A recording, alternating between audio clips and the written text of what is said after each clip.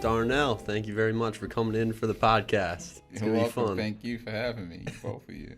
It's going to be fun. I know you've watched a couple of these episodes in the past. You've talked to me a little bit, so yeah. I know when I see you in the hallway, I tell you, Darnell, we're going to get you in here. Oh my God. It's finally the day. So appreciate it. Sure, thank you. What do you have going on for the holidays in the next couple of weeks? Probably, well, one, I need to get in the gym. Me too. Two, guess I'll do some things around the house. Yeah. You know, there's some things around the house I'm working, need to get my basement finished. Yeah. Yeah. And, maybe hang out with my dad a little bit. Nice.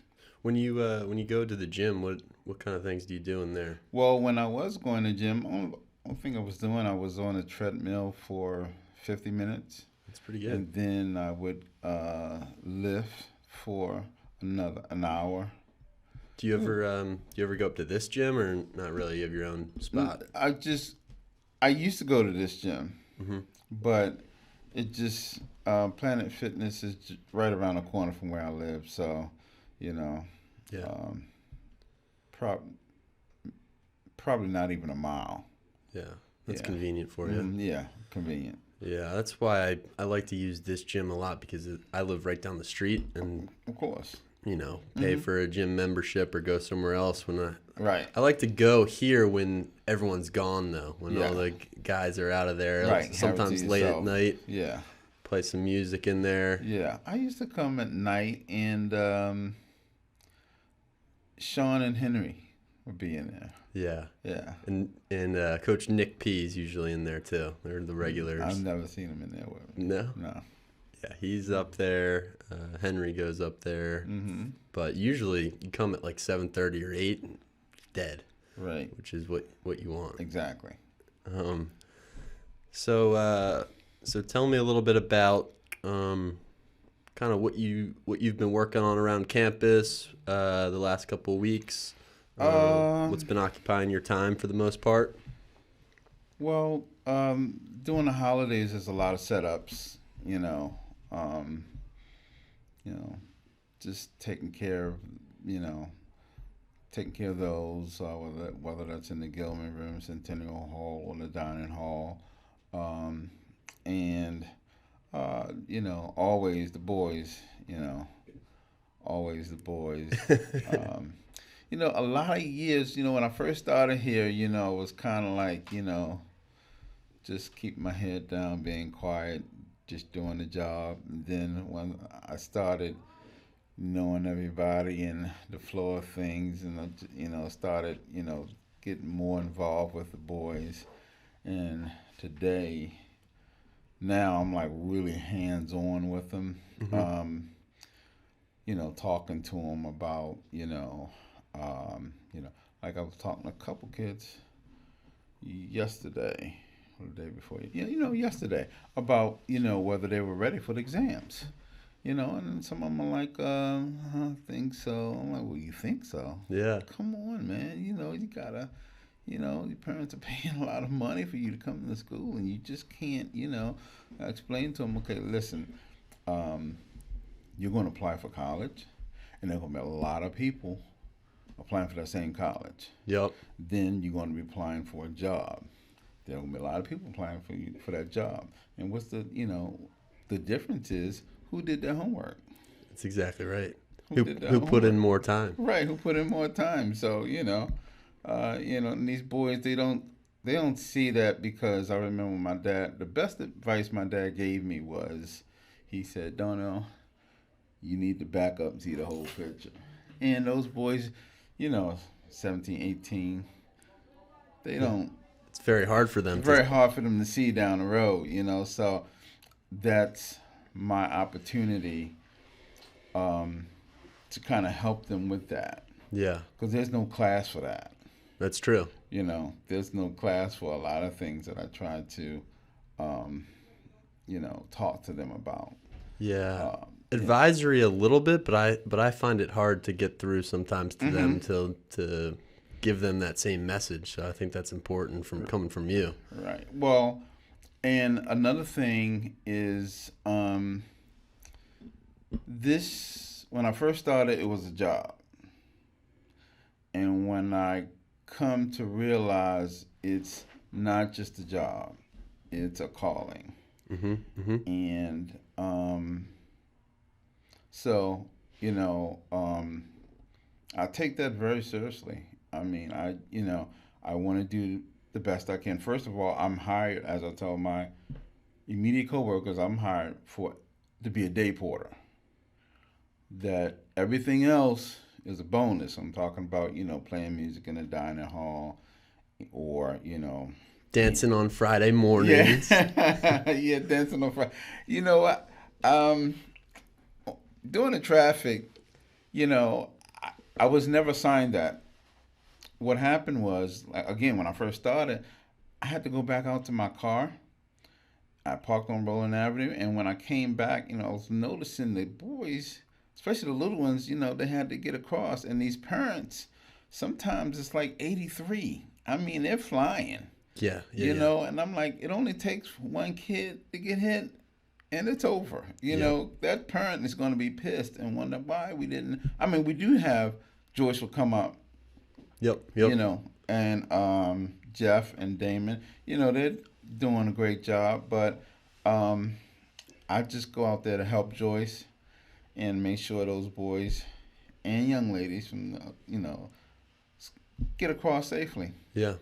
I told my first period class, because I come through there walking to my first period class most mornings, Mm-hmm. and I told my first period class a couple weeks ago, I was like, there are going to be few jobs or places that you go in life where you have people dancing on Friday mornings to greet you. Well, actually, there was a guy here in security.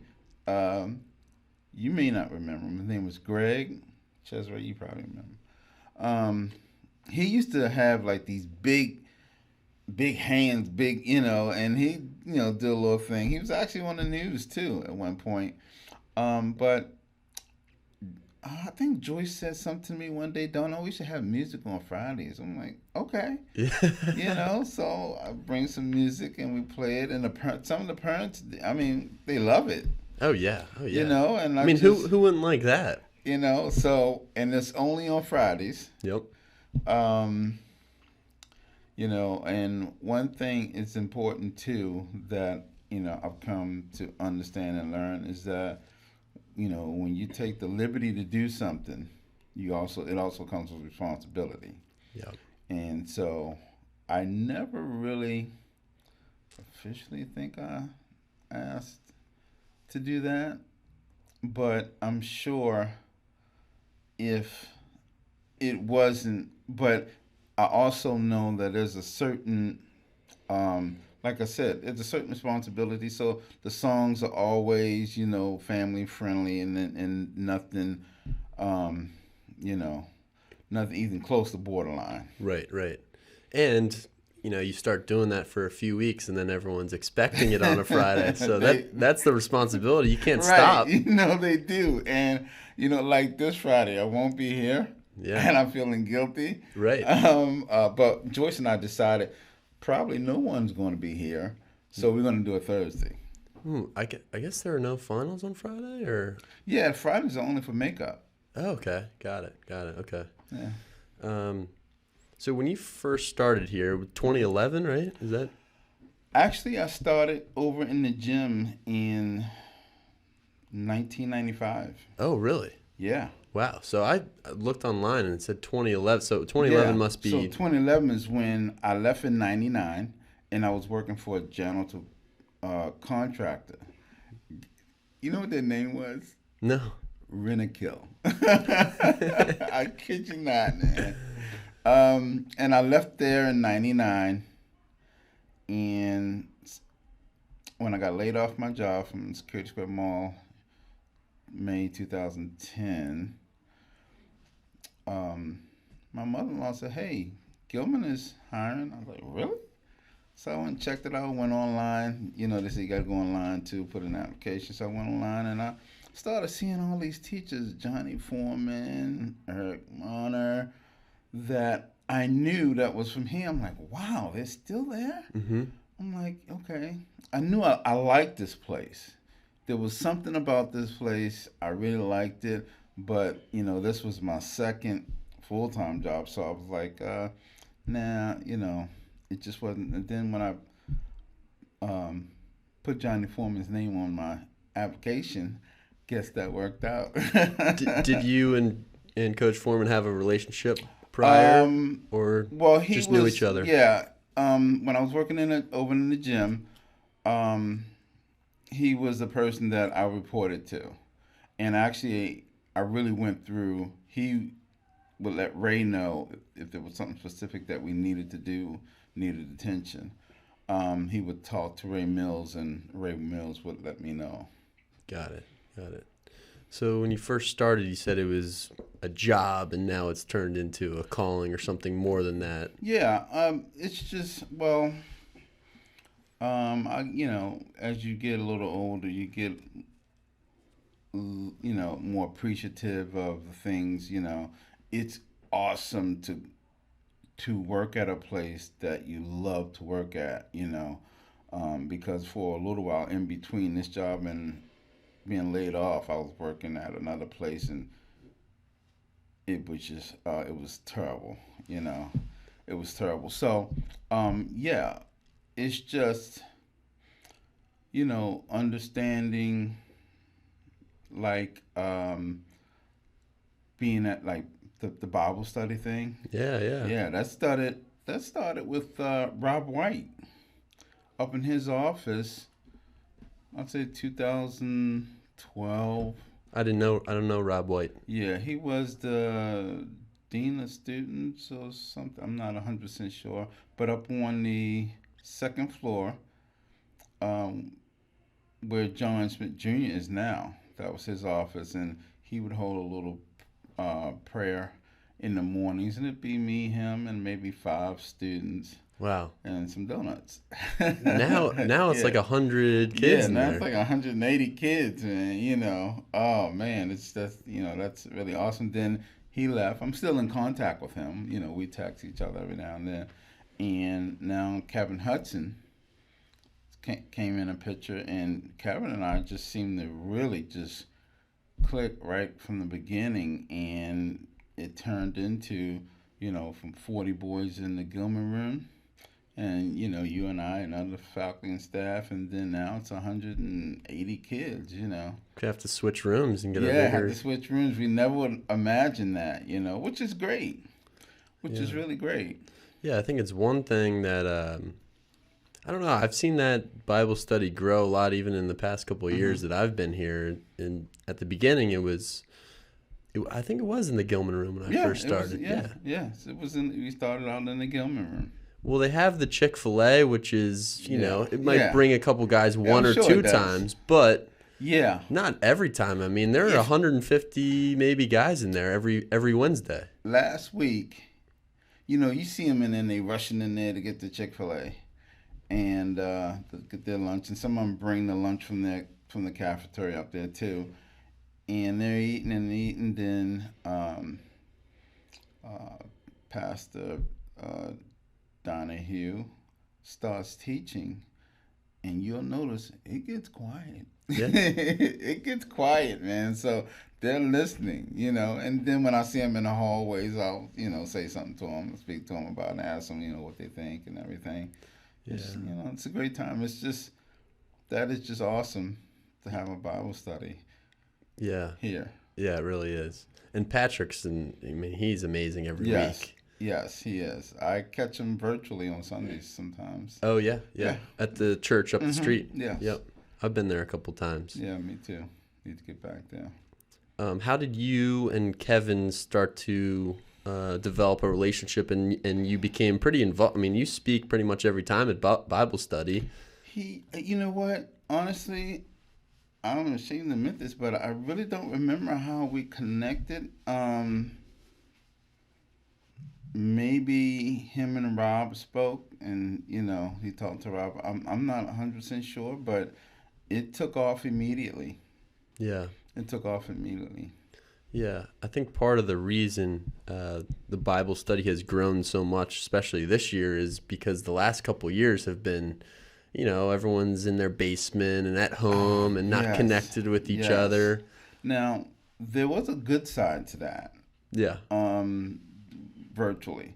Because then the young ladies from Bryn Mawr and Roland Park could join in. Yeah, that was cool. I like that. Yeah, that was really great. Even when we had it underneath the tent right here at the middle school blacktop, that was great too. Yeah. I wonder if there's a way we can, because I know that Bryn Mawr and maybe Roland Park have their own Bible study group. They do. I know Roland Park has theirs on Thursdays.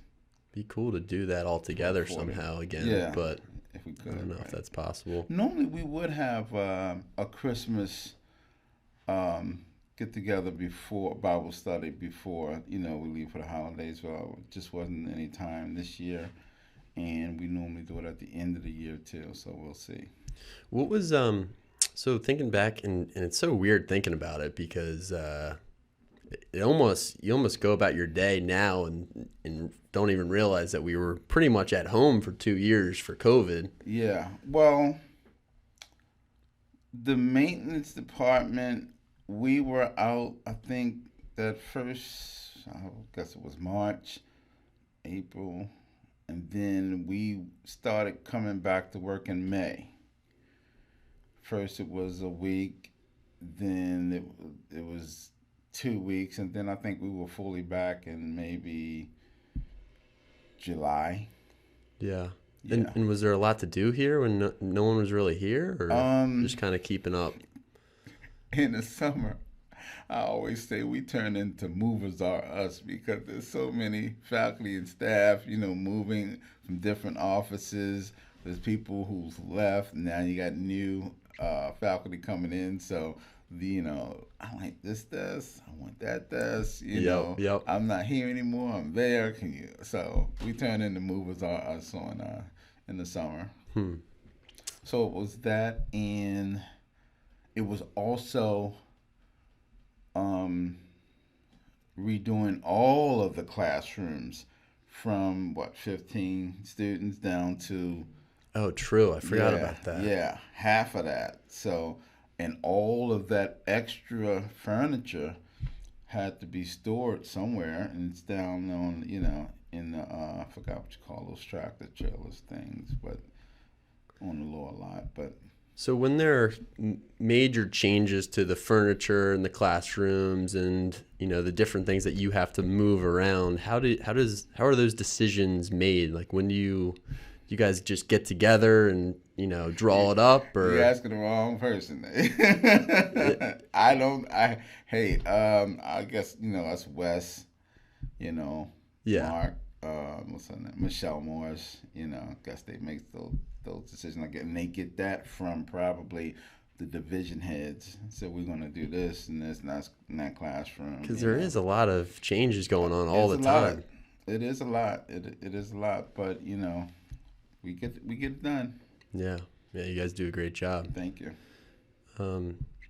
So Darnell, I want to ask you a little bit about music too, because you're a huge music man, and you've got the music going every day, at lunch, in the mornings. Mm-hmm. How did you get so into music, and when did all this begin for you? When I was, when I was really young in elementary school. It first started, I was at my grandmother's house. It was in the summer, and I kept hearing this noise. I'm like, what is that noise? I must have been around 7 or 8. So I went down the street and walked down the other block, about 3 or 4 blocks down, and there was this band playing. They had this tractor trailer. It was open, and they was inside of it, and the side of the tractor trailer was open, and the band was playing. And there was the drummer I'll never forget, had a white set of drums, and they were playing Getaway by Earth, Wind & Fire. And I was like, that's what I want to do. So, as a teenager, there was moved on this block, and these guys had a band, and I would always watch from outside because they had a drummer. And then he got to the point where he wasn't showing up. So I would go in. I mean, they already knew me, but I would go in and get on the drums, and it took off from there. So, and of course, you know, all my guys, my friends, they were all, African American. So all we played was R&B. Mm-hmm. But we had one guy who was a little older than us, 3 or 4 years older than us, and he listened to top 40. He didn't listen. He listened to R&B, but he mostly listened to top 40. So he wanted to play, he was playing a J. Giles band, Foreigner, a lot of stuff like that. And, we were like, man, nobody wants to play this. But when we got out gigs, they loved it. Yeah. Yeah. It's because everyone knows the lyrics and knows right, the music. Yeah, they loved it. So, I'm not going to tell this story, but let's see. So one day, I'm listening to the music with my iPod in the dining hall. This is maybe 2 years after I started working here. And because I gotta have music, man. I gotta have music. It frustrates my wife at night.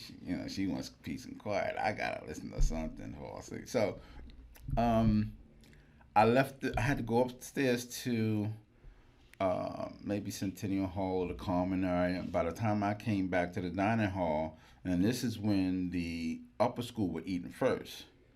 So, I unplugged oh man, my music want to eat lunch. I unplugged my iPod, and everybody was like, no, leave it on. And I'm like, okay, but I can't listen to Earth, Wind & Fire every day. I can't do that. So, Zach Hoffman says, do you have Pandora? I'm like, what's Pandora? So he turned me on to Pandora, and so I, incorporated everything. Oh, that's what you play off of is Pandora. Yeah, I play off of Pandora, And sometimes I would bring my Mac and, because I would ask the boys, what do you want to hear? And they would say, want to hear this? And okay, well, I got to do the clean version. Yeah. Pandora they should have clean, maybe not? No. No, I can't.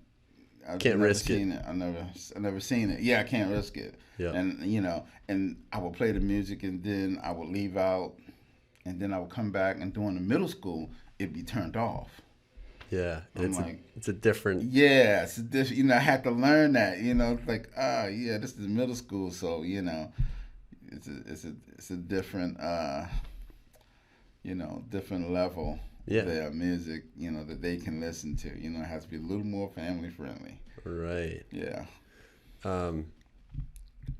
How did you so you played the drums? Yeah. Yeah. How did you learn drums? Like you saw that guy playing when you were younger, and you just learned on your own, or? Yeah, it was just natural, to me.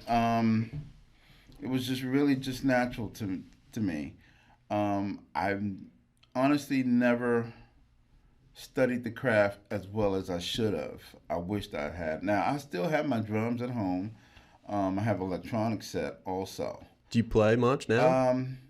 Honestly, no, because I'm still working on my basement. Believe me, I'm dying to. That's why I'm trying to get this basement finished, because I really want to. Yeah. I have my drumsticks in my car, and I'm playing. I'm afraid that I was told when I was an Uber driver, I was told by a guy, said, hey, you keep on beating on that airbag is going to pop out. So I stopped. Stopped beating on the steering wheel. Yeah. Oh, wow. Well, that'll be good once you get back to that a little bit. Yeah. That would be awesome.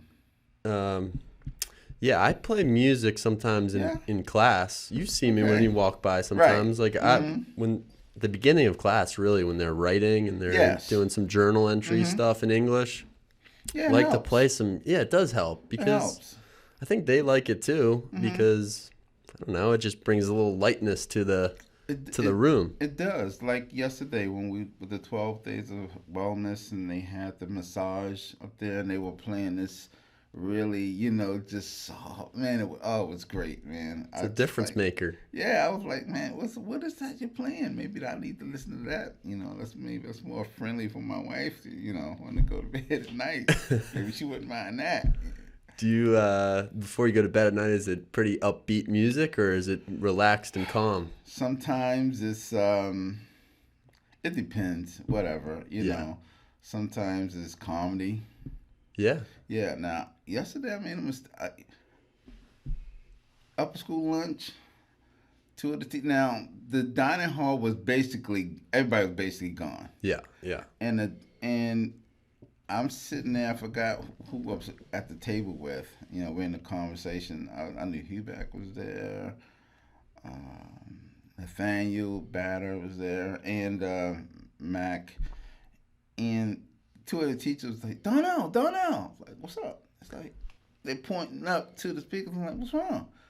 And I'm like, oh my goodness, it was Chris Rock. Somehow, I was, when I was going down who the artist was going to play, I was picking out all Christmas stuff. So I must have hit Chris Rock. Chris Rock by mistake. That's funny.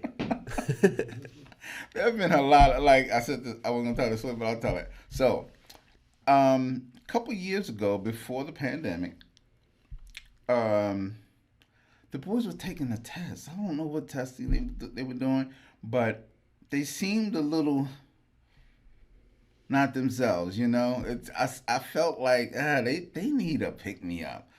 And Centerfold by the J. Giles Band came on, and we played that song in the band, and I tell you, we hated the song at first. But when we seen the response from the crowd, you loved it. Yep. So when it came on, man, I was, oh, yes, I grabbed that mic, man.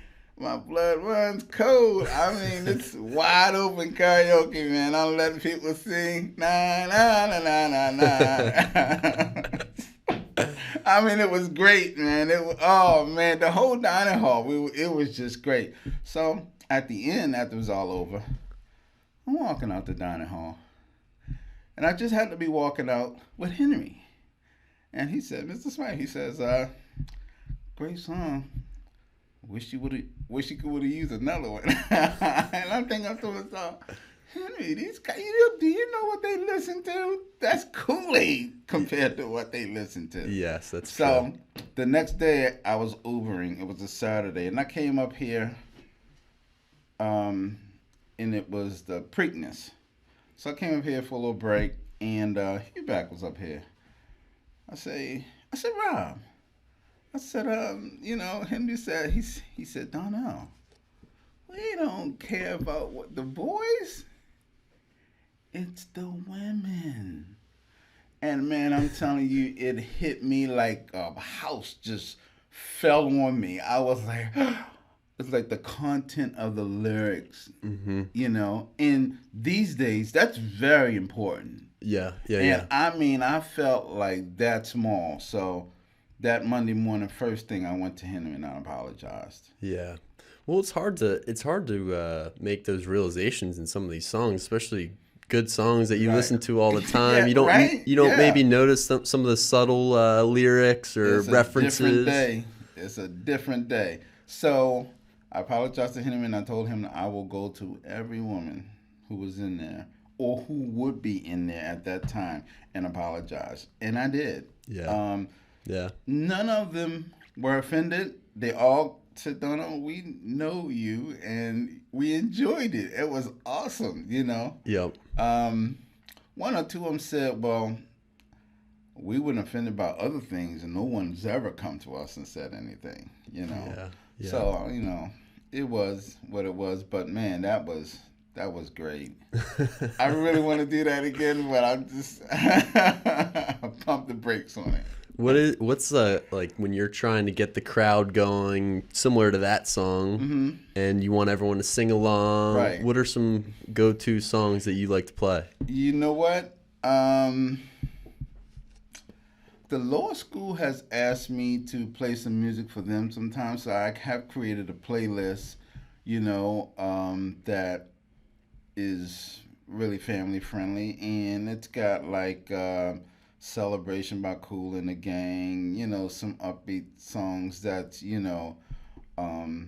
that nowhere near controversial in any aspect. So yeah. It's funny, we talk about Friday music. At my high school, I think I was in student council, and one of the things student council was like supposed to do. Of the few things that we had to be responsible for was our Friday music. As you're passing through classes, we played through the loudspeaker, and we'd always come out with the list every week of the songs that we wanted to play. Right. And the leader of student council would be like, nope, nope, nope, nope, nope. Right. It's hard. Yeah, because probably back then, even then, there were no clean versions. Yeah. Oh, here's the story. So, I was asked to DJ at the prom. I forgot what year it was. It was down the Marriott in downtown. So, a lot of the guys didn't know that I was DJ. When they came in, I had the Greyhound. The hat, the Greyhound mask, Doug mask on. So, and I kept it on for a while, until they sat down. I mean, I'm into like the third song. I'm like, okay, I gotta take this thing off because I'm like 600 degrees in here. So once I took it off, and they realized it was me, all the guys came up the stage. Hey, Mr. Darnell, how you doing? So I'm great. So they said, can you play this song? Can you play this song? Can you play this song? So it's hard trying to download and DJ at the same time, but I get it done. And one time I forgot to hit clean version. Oh my gosh, man. Yep. I mean, every other word was profanity. And they're probably singing along to it. Yeah, and you got, I remember Henry, Foreman, Diane, all the faculty staff was out in the hallway, and they can clearly hear it. And they're looking up at me and I'm like, oh man, I can't cut this off. Yeah. You can't. Once you play it, you play it. And then halfway through it, I was like, hey, you know what? It's their prom. Yeah. It's their prom. They requested, let's give them that. It's their space. Don't wreck it for them. Yeah, especially mid-song. Right. You can't just cut them off. I'm not doing it. So, but I made sure after then, I made sure I did clean versions. So the next morning, again, I'm standing there, I'm talking to Miss Rose at the desk, and Henry walks past. Hey, Darnell, nice job. Except for that one song. Oh, man. I just, it's just really the best. It's the best here. It just, I'm treated so well here. I just want to make sure I just give it back. Yeah. Well, you do. I mean, you do an awesome job. Everyone knows you and comes up to you, and you come up to all the students. And another thing I like to point out, with my coworkers, hey, if you want to play music, y'all can play the music too. I mean, it's not just something that I do. Anybody can do it. I would hope that would happen. So on days when I'm not here, someone's filling in for you. Because I remember one day I wasn't here. Next day, foreman says, yeah, you can tell when you're not here. There's nothing. It's like, oh, man. Yeah, lunch is quiet. And it's quiet. Not as fun. And some people like it quiet. They don't want any music.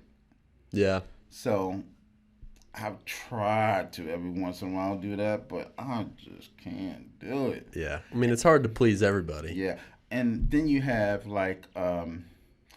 Tony, the law school phys ed teacher, and Eric Marner. When I would play country, because I'm playing everything. Right. The days I would play country, they would look, oh man, so the looks said, really? Really? I'm like, yeah, man.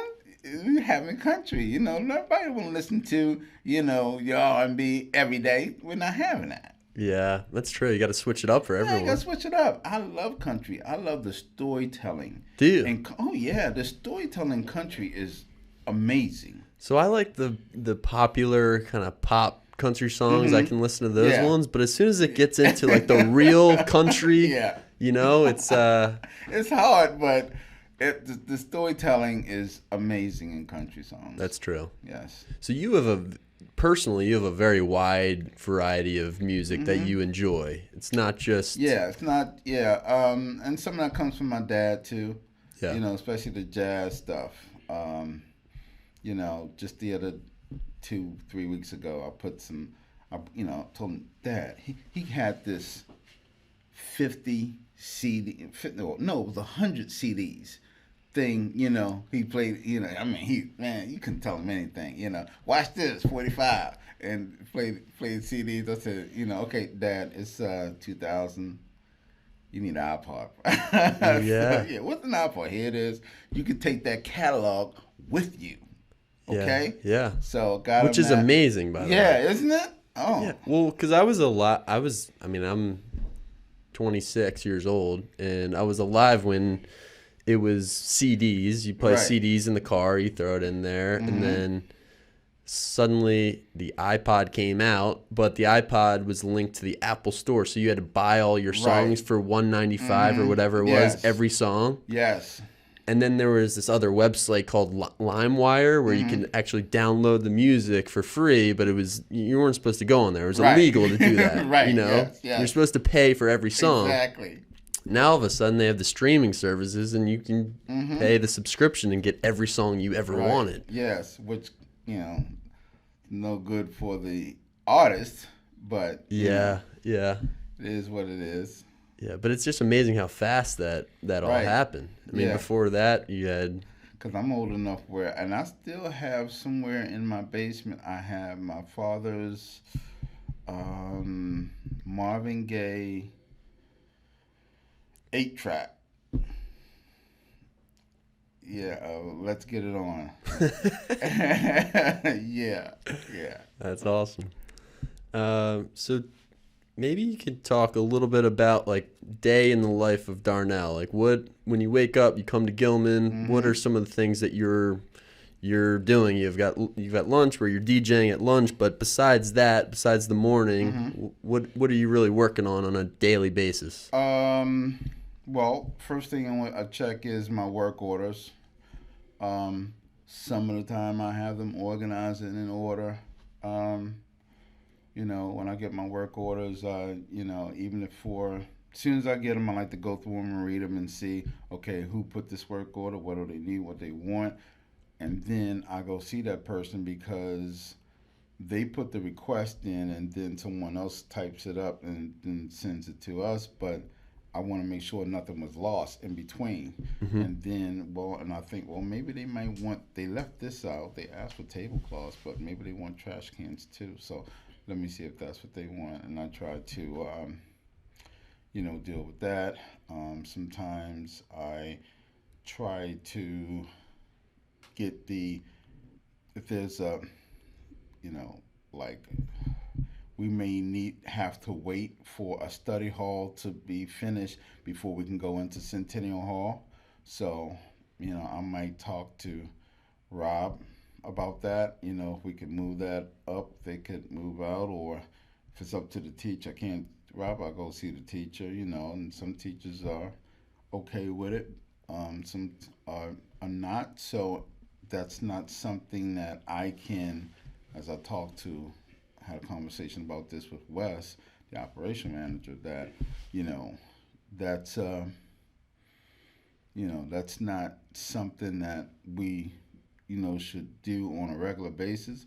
But if, depending on the importance of the event we need to set up, if we need the time, then I may ask. You know, trying to keep the restrooms clean, hand sanitizer, soap dispensers, you know, operating. You know, walking into the serving area and sweeping in there, and, you know, whatever's needed. What do you think the most challenging or difficult part of the job for you is?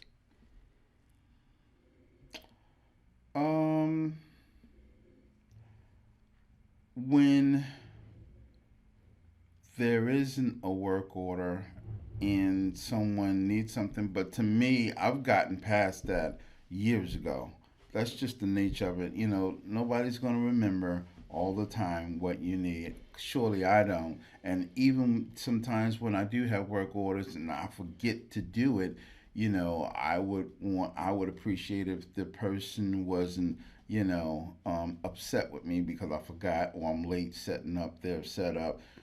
So I understand when it's on the other side. Hey, because I may get a text because I make sure everybody has my phone number. So you can either text me, email me what you need that way because I can't be everywhere at every time. But if they text me and email me, it's easier for me to, It's like a reminder. Yeah, a reminder or communicate. Hey, I need this right now. I've received plenty of texts. Hey, can I have this right now? I'm sorry. There's no problem, Yeah. So just trying to do the job, be the day porter that, I was hired to be. Yeah, that's awesome. Do you guys use the walkie-talkies much, or is it mostly just text now? You just text each other? Yeah, we do use the walkie-talkies. Matter of fact, mine's turned off right now but I text everybody to let them know, hey, I'm in here with you guys, so they know that. A lot of organization, communication is a key. Yeah, is a key. There's a lot of texting going on. Okay, we're on our phones anyway. Yeah, it's true. Right? Yeah. So why shouldn't we use the phone? As for the work, it makes the job easier. Mm-hmm. Makes communicating easier.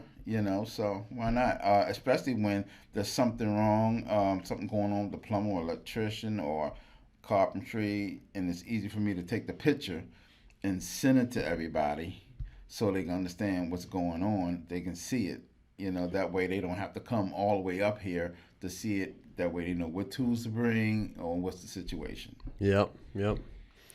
And you spent some time Uber driving too. Did you? Were you playing some music in there too? Were you? Yes. I was playing music in there. Oh man, sometimes when people would get in, and the passenger would want to play the music. Yeah. So and I was cool with that. Man, we had some great times, man. Yeah. I had some great times meeting people and, singing until the top of our lungs. I really missed that. Yeah. But it was a lot of wear and tear on my vehicle. So, true. No more of that. But I really miss Uber, and I got to learn the city so much more, in the county so much more. Restaurants. I kept taking people to restaurants like the City Grill on what's that, Howard Street or Baltimore Street, right there, and on the harbor.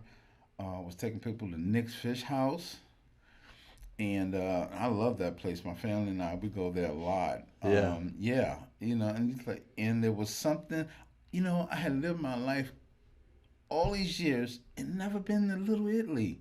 Yeah. And I was taking people to this one restaurant in Little Italy and said, you know what, I gotta take my family there because I don't want them to go as long as I did, and I want them to understand the value of Little Italy, man. Right. It's a great place. Yep. Great place. You probably learned so much from driving people around and just talking to them and thinking about where they're going. Yeah. I had some great times. It was pouring down raining. Boston Red Sox was in town, and I was down in was that Fells Point? And this lady got in. She said, "Close the door." So I'm like, "Okay, I'll close the door. Lock them." I was like, "Okay." I locked it, and her husband, guy knocking on the door. Hey, let me in. So I let him in. She said, "She told you to lock the door." I said, "Yeah."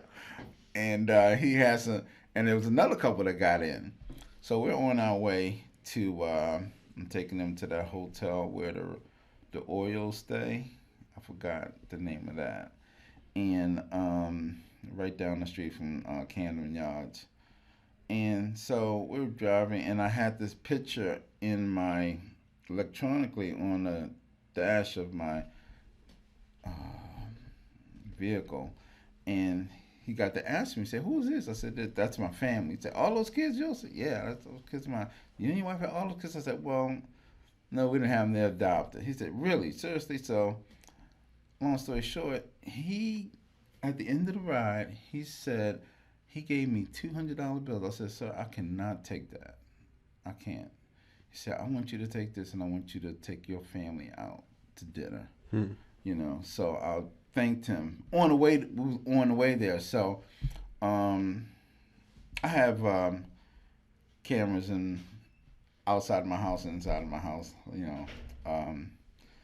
and so I turned the cameras on. I called my family on my cell phone, my house phone, and I turned the camera on so I could see them.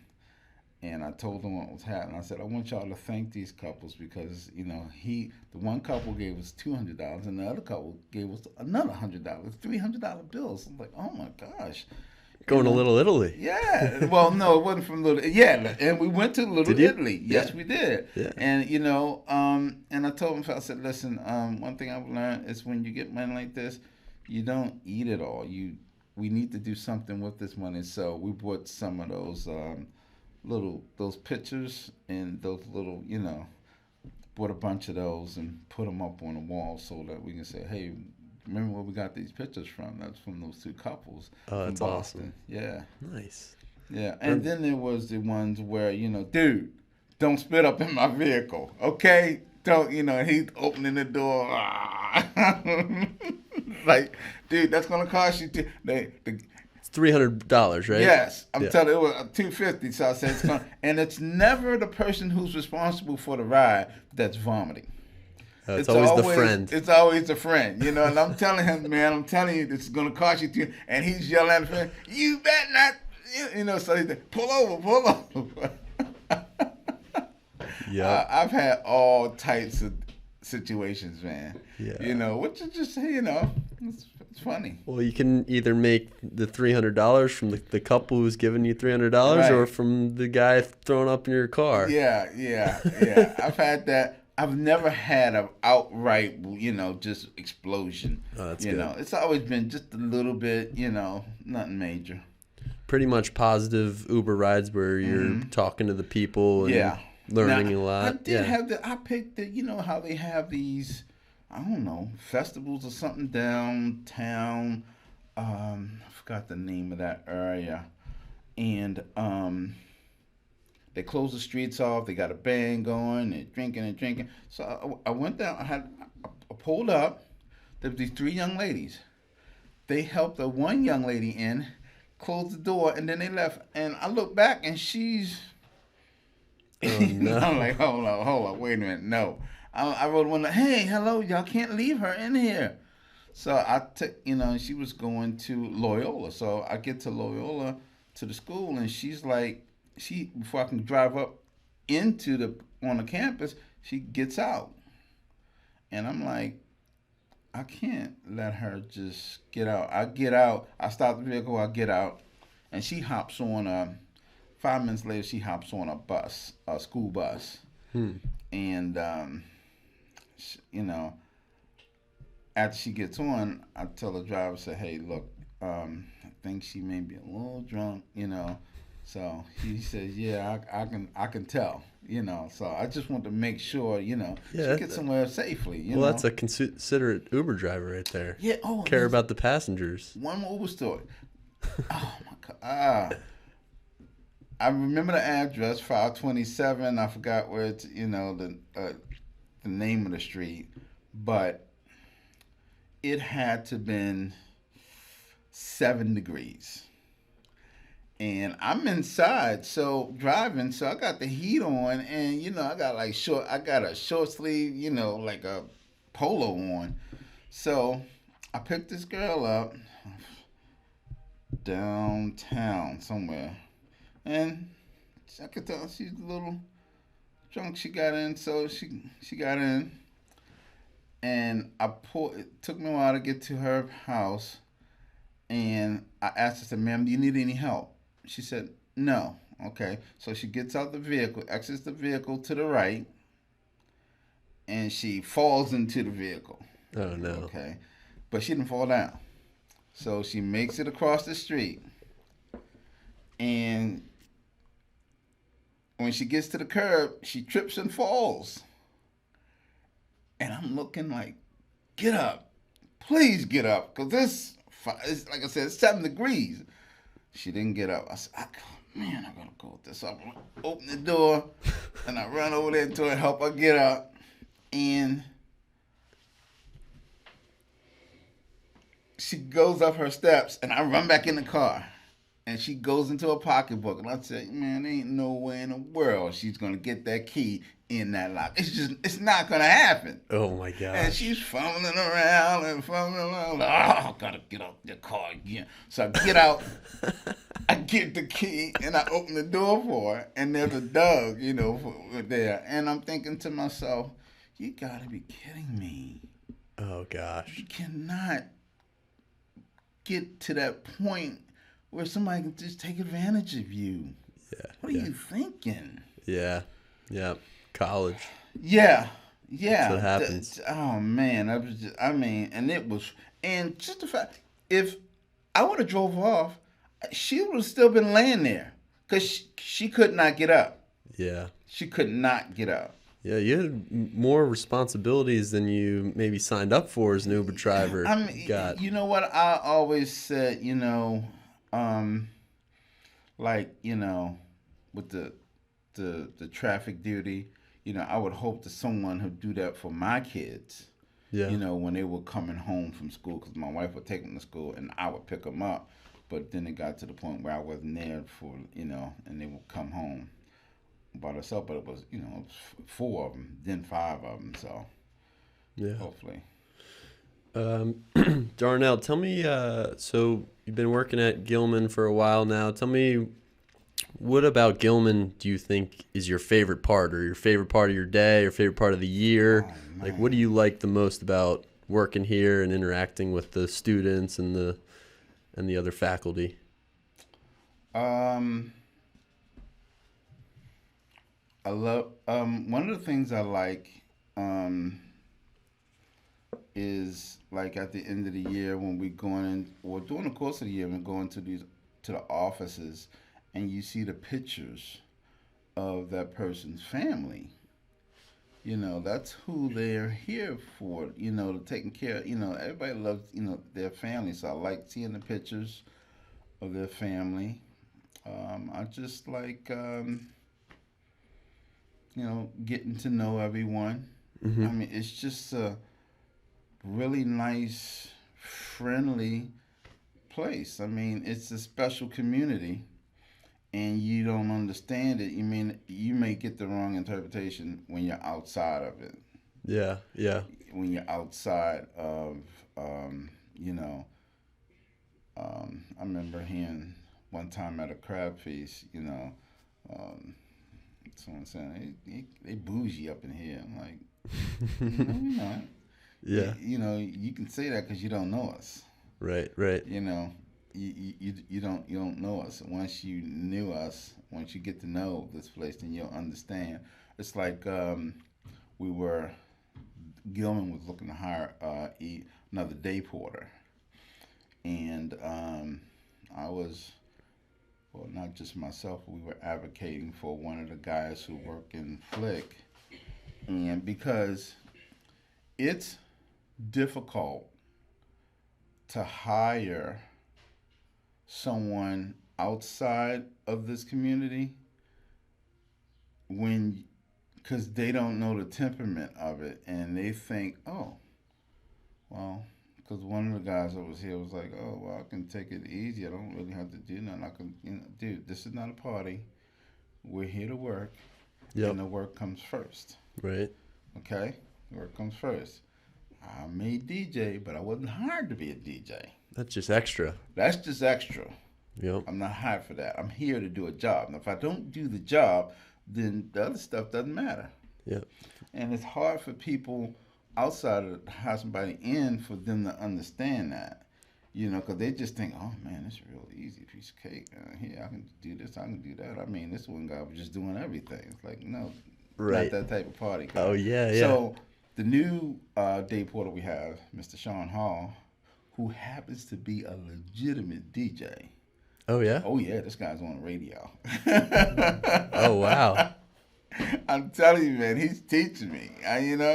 He's great. So he was working in the gym. Same path I took. Working for a contractor in the gym. And eventually he got hired, you know, um, with us. He's a great guy. Again, he knows the school. And that just seems to be the formula, I think. Yeah. At least, definitely for, you know, custodial. Yeah, no, I think that's true for pretty much everyone, and probably even students that come here. Mm-hmm. Once you get to know the people and Right. understand that everyone here is pretty much a great person. Mm-hmm. Like, I enjoy my relationships with everyone pretty much. Because I'm like, man, who does the hiring around here? Because these people are just great. But yeah, they do a really good job hiring. They do a really great job. But at the same time, it's the place, too. It's the environment. Like before I came here, I'm way behind on the mandatory, sexual harassment videos and stuff. That CPR, all that stuff. Not the CPR, but the fact that they do that. Yeah. This is the way. When I first started here, and people asked me, Darnell, how you like working at Gilman? How you like working at Gilman? I said, you know what? If I could, I would cut and paste their whole program all over the world because this is an awesome place. Yeah, that's a good, It's an awesome place, man. Not perfect. Yeah. Not perfect. There's some bumps. I'm not gonna deal with that. But hey. Did you have that feeling about Gilman from the day that you started here, or was that something that gradually happened for you? I think gradually. Yeah. But then again, when I was working as a contractor, I always thought it was a great place to work. I just never really considered it because, I always thought, I was going to be at Security Square Mall in their maintenance department. Yeah. Well, it is an awesome place. I mean, It is. Yeah. Love coming here every day. Yeah, you said something at lunch the other day, which I liked, is when you go home with your families, you're saying to all the students, when you go home with your families, that's your family at home. Appreciate them, enjoy your time, but don't forget about this family. Yeah. I love that line. Before I said that, I was like, I don't know if I should say that. I don't want my mouth, man. Just shut up and let it be. But I was like, something just inside me, I just wanted to let them know that this is an awesome family. This is an awesome community. And I really appreciate it. And I just want them to see that because I don't think these boys, they're too young to see it and understand it. Yeah. And, I've been getting on them lately, about leaving trash in the place, not that I don't want to do my job, but, sometimes you have people from the business office holding meetings at the cafe tables, and these boys leave the cafe table are just a mess. Right. And then admissions, they have people coming through here almost every day. Yeah. So we don't want to look like, floors are dirty, they trash all over the place, look like, we don't care about, Right. So I get embarrassed when I see that, and these boys, those parents are, they're fighting the same battles at home we're fighting with them here. So I just, me being a parent of 5 teenagers myself, hey, I see it too, so I just hope that someone is caring enough about my kid to correct them too. Yeah, you need that as a teenager. You gotta have that. Someone has to say something, or you go everywhere in your life doing the same thing, and it's just not the way it's done. And like I told 2 boys yesterday, I said, listen, you can have the best grades and everything, but it's the complete person. You have your responsibility, maturity, all of that. The Gilman 5, all of that. It's a package. It has to be complete. Mm-hmm. So if you totally spend time studying and you walk into that room confident, knowing that you study and that, you sit down to the exam. I forgot, I asked a kid today, you ready for the exam? I hope he said something like, I hope I am. And I wanted to ask him, he probably don't know who Michael Jordan was. I was like, do you ever think Michael Jordan went into a basketball game thinking, I hope we win? Yeah, it's so true. So Are true. you kidding me? Tom Brady, Tom Brady is ridiculous. I watched he had the game-winning touchdown pass the other day. He's ridiculous. Right. I used to hate that guy. Oh, I hated him. But I have so much respect for him. You have to. You have to. When someone studies their craft like that, you have to respect that. Yep.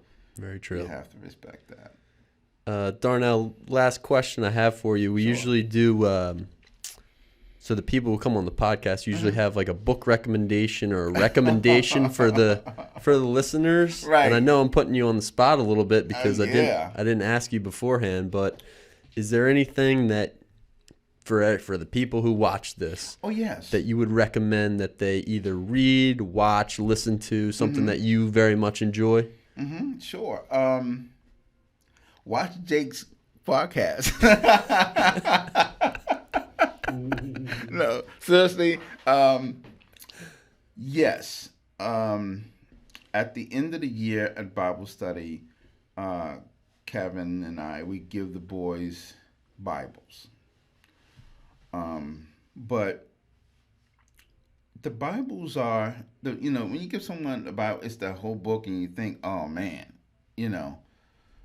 So I would suggest, young lady used to be in development here named, oh my goodness, Elizabeth.